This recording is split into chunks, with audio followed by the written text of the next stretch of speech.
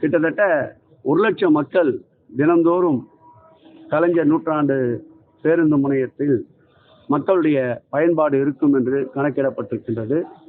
அப்படி வருகின்ற மக்களுக்கு தேவையான உணவு வசதி, அதேபோல் திடீரென்று உடல்நலக் குறைவு ஏற்பட்டால் அவர்களுக்கு உண்டான மருத்துவ சிகிச்சை, தேவைப்படுகின்ற மருந்து மாத்திரைகள் வாங்குவதற்கு பார்மசி, வருகின்ற ஓட்டுநர் மற்றும் நடத்துனர் ஓய்வெடுப்பதற்கு ஓய்வறைகள், அதேபோல் உணவகங்கள், தீத்தடுப்பிற்காக முழுமையாக ஃபயர் ஆடிட் செய்யப்பட்டு தயார் நிலையில் தீயணைப்பு துறை வாகனங்கள், அதேபோல் குடிநீர் வசதி, கழிப்பிட வசதி, மின்சார வசதிக்கு உண்டான சப்ஸ்டேஷன் அமைப்பது, பேருந்துகளுக்கு தேவையான ஃபியூவல், பெட்ரோல் டீசல் போடுவதற்குண்டான பெட்ரோல் நிலையம், டீசல் நிலையம் அமைப்பது, காவல் நிலையம், புறக்காவல் நிலையம் ஒன்று இங்கே காவல் நிலையத்திற்கு மாண்புமிகு தமிழக முதலமைச்சர் அவர்கள் அனுமதி அளித்திருக்கின்றார்.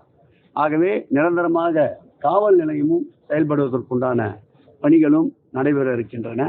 ஆகவே எல்லா வகையிலேயும் மக்களுடைய பயன்பாட்டிற்கு உகந்த பேருந்து நிலையமாக அனைத்து கட்டமைப்புகளும் உருவாக்கத்தோடு இந்த பேருந்து நிலையம் வெகு விரைவில் மாண்புமிகு தமிழக முதல்வர் எங்கள் ஆரோக்கிய தலைவர் தளபதி அவர்கள் திருக்கரங்களால் பொற்கரங்களால் திறக்கப்பட இருக்கின்றது என்ற மகிழ்ச்சியை தெரிவித்துக் கொள்கிறோம். பிறக்கின்ற புத்தாண்டில் மக்கள் மகிழ்ச்சியோடு இந்த பேருந்து நிலையத்திலிருந்து பயணிக்கின்ற வகையில் திறப்பு விழா அமையும். பிறக்கின்ற புத்தாண்டில் அதாவது தமிழ் புத்தாண்டில் இந்த பேருந்து நிலையத்தை மக்கள் மகிழ்ச்சியோடு பயன்படுத்துகின்ற நிலையிலே மக்களுக்கு இந்த பேருந்து நிலையம் மாண்புமிகு தமிழக முதல்வர் பொற்கரங்களால் திறக்கப்பட்டு அர்ப்பணிக்கப்படும் என்பதை மகிழ்ச்சியோடு தமிழ் புத்தாண்டு அதாவது பொங்கல் 14ஆம் தேதி வருது, 15ஆம் தேதி பொங்கல் வருது. பொங்கலுக்குள் தமிழ் புத்தாண்டிற்குள் இந்த பேருந்து நிலையம் மக்கள் பயன்பாட்டிற்கு மாண்புமிகு தமிழக முதல்வர் பொற்கரங்களால் திறக்கப்பட்டு ஒப்படைக்கப்படும், மக்கள் பயன்பாட்டிற்கு ஒப்படைக்கப்படும் என்பதை தெரிவித்துக் கொள்கிறேன். முழுமையாக 1200 மீட்டர் அளவு முழுமையடைந்திருக்கிறது. மேலும் ரயில்வே கல்வெட்டுக்கு இடையில் ஒரு புதிதாக அந்த ஏற்கனவே இருக்கின்ற அந்த மழைநீர் தாழ்வாயை அகற்றிவிட்டு புதிதாக மழைநீர் தாழ்வாய் அமைக்க வேண்டும் என்று மாவட்ட அமைச்சர் அவர்களும் சட்டமன்ற உறுப்பினர் அவர்களும் கவனத்திற்கு கொண்டு வந்து அதையும் ஆய்வு செய்து அதற்குண்டான தொகைக்கு அதற்குண்டான எஸ்டிமேட் ரயில்வே துறையிடம் கோரப்பட்டிருக்கின்றது. அவர்களும் ஒரு எஸ்டிமேட்டை தந்திருக்கின்றார்கள், நெகோசியேஷனில் இருக்கின்றது.